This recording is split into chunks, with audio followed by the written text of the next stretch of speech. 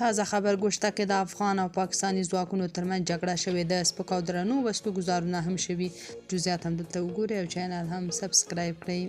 ځایي سرچینو رسنیو ته وویل چې د دور بابا په څڅوبي سیمه باندې د پاکستاني ځواکونو له راکټي بریدونو وروسته طالبانو ملکي وګړو ته له خپلو کورونو د وتلو امر کړی دی. ځایي سرچینې وایي د طالبانو او پاکستاني پوځیانو ترمنځ نښته 3 ورځې وړاندې په ګوشته ولسوالۍ کې ډیورن کرښې ته څیرمه د طالبانو له لوري د یو زغروال ټانګ لپاره د پوستې جوړولو پر سر شوې.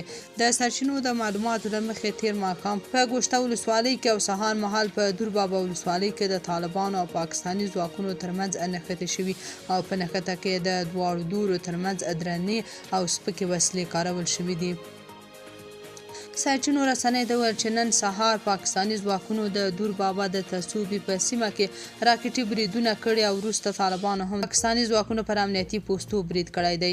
د پاکستاني ځواکونو له لوري تر راکټي بریدونو وروسته طالبانو د ملکي وګړو د احتمالي مرګ ژوبلې د مخنیوي په موخه د سیمې خلکو ته د خپلو کورونو د پرېښودو امر کړی او له تصوبي سیمې څخه ملکي وګړي وتلي دي. سیمه ییزې سرچینې وایي د امګړی د دور بابا په تصوبي سیمه کې جګړه نشته، خو په ګوشته ولسوالۍ کې لا هم د دواړو لورو ترمنځ د ډزو غږونه اورېدل کېږي. یو امنیتي سرچینه وایي چې د طالبانو او پاکستاني ځواکونو ترمنځ نښتو کې په ګوشته ولسوالۍ کې یو افغان سرتیری شهید شوی او پاکستاني لوري ته هم درنه مرګ ژوبله اوښتې ده.